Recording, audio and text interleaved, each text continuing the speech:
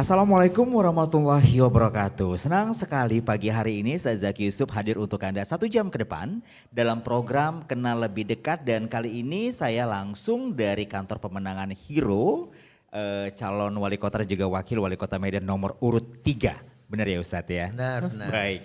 Dan yang membuat saya sedikit excited kali ini memang saya langsung bersama Bapak Haji Hidayatullah SE. Assalamualaikum warahmatullahi wabarakatuh Ustadz. Waalaikumsalam warahmatullahi wabarakatuh.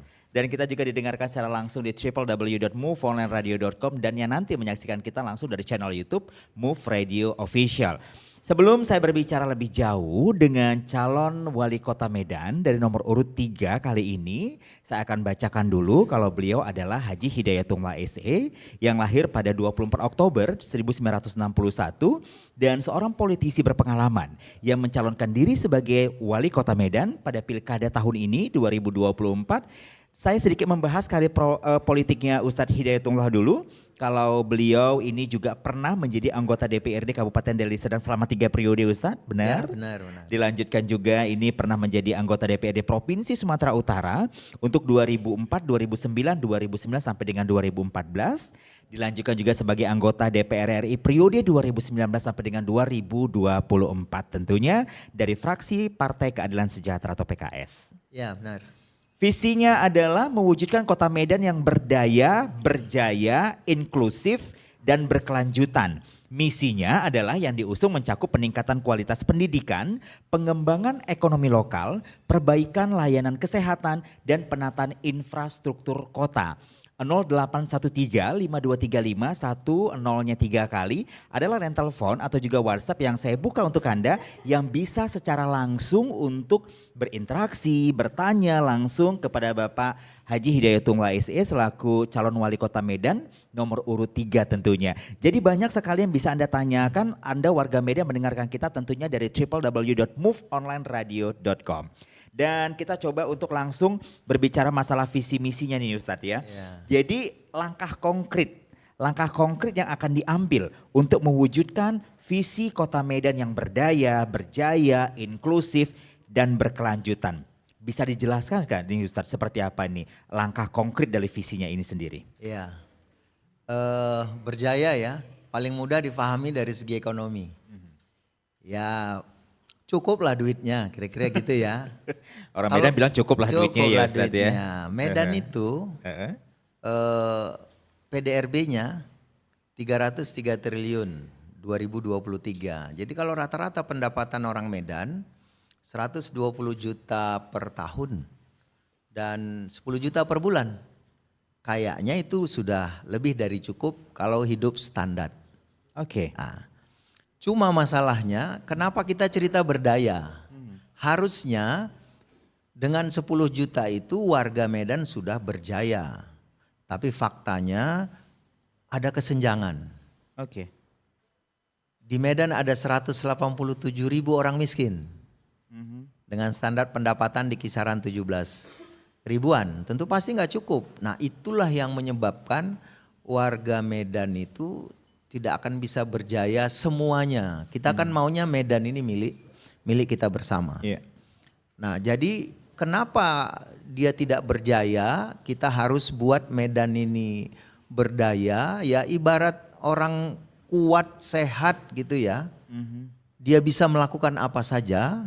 Cuma ada persoalan sedikit tadi kemiskinan. Nah, untuk orang sehat tuh ada bisul di kakinya. Oke. Sehingga dia nggak bisa gerak lugas cepat menggunakan potensinya yang luar biasa itu. Baik Ustadz, tapi kalau kita berbicara masalah hitung-hitungan kertas ya Ustadz ya. Seperti yang tadi kita bicarakan bahwasanya ternyata juga ada sebanyak 187 ribu orang di Medan ini kategorinya tidak mampu begitu? Miskin. Miskin? Iya. Oke, kategorinya miskin.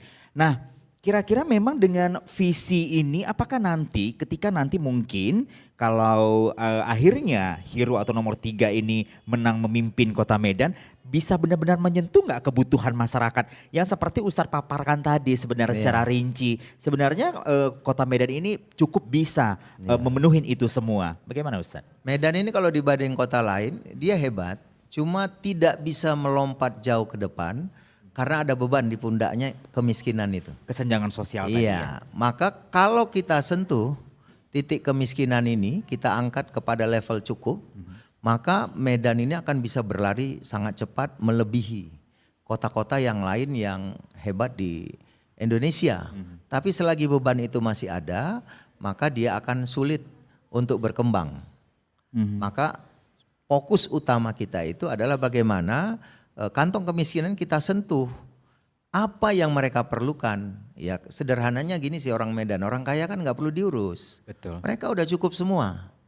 Orang miskin ini nggak bisa ngurus dirinya sendiri. Mereka terjebak dalam yang namanya kemiskinan struktural. Bodoh. Karena bodoh miskin. Ya, setuju. Miskin. Korelasinya pasti seperti itu. Miskin nggak bisa sekolah. Nggak bisa sekolah, bodoh. Dan terjerat mekar gitu Iya, ya Ustaz ya. termasuk mekar, bodoh. Jadi lingkaran setan itu bodoh, miskin nggak bisa sekolah, bodoh, miskin nggak bisa sekolah. Nah ini harus diputus lingkaran setan ini. Mereka akan terjebak di situ. Sementara Medan perlu agar kemiskinan ini bisa dientaskan. Pancasila itu keadilan sosial bagi seluruh rakyat Indonesia. Kalau Medan, keadilan sosial bagi seluruh warga Medan. Bagaimana bisa itu terwujud kalau kantong kemiskinannya dibiarin dan secara ekonomi itu mengganggu untuk membuat Medan ini tumbuh secara berkualitas dan berkesinambungan.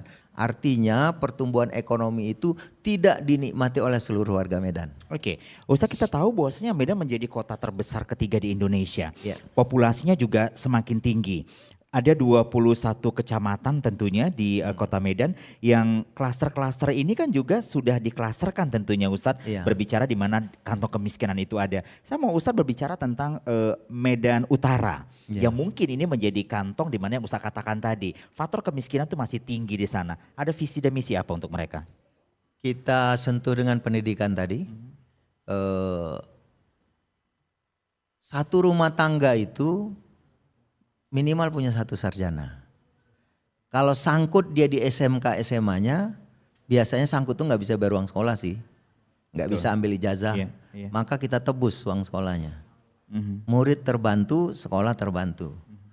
Kalau SMA SMK saja mereka terhambat, bagaimana mereka menyelesaikan S1-nya? Maka kita bantu dengan program satu rumah tangga miskin, satu sarjana. Satu sarjana. Harapannya itu nanti akan mengangkat harkat martabat jadi lokomotif rumah tangga miskin itu. Nah itu tentu fokusnya karena kita cerita kemiskinan, karena kebetulan kantong kemiskinan itu adanya di Medan Utara, tentu yang paling banyak menerima manfaat program ini adalah saudara-saudara kita di Medan Utara. Baik, mudah-mudahan ini seperti yang dikatakan Ustadz tadi berbicara masalah keadilan sosial ya, Iya. bagi seluruh rakyat Indonesia. Tapi kalau untuk Medan, keadilan sosial bagi seluruh rakyat Medan, Medan warga ya. Medan. Baik, di line telepon kita sudah buka, Anda bisa langsung berinteraksi dengan kita pagi hari ini dalam program Kenal Lebih Dekat. Saya ajak Anda untuk bisa kenal lebih dekat lagi dengan calon wali kota Medan Anda nanti di nomor urut 3 tentunya, Bapak Haji Dayatullah SE di 0813 5235 10-nya 3 kali. Kita harus break dulu sesi pertama nih Ustaz. Kita kembali di sesi kedua tentunya dengan beberapa pertanyaan-pertanyaan yang saya rasa ini menjadi pemikiran masyarakat kota Medan ya Ustadz ya. Oke. Kita kembali sesaat lagi.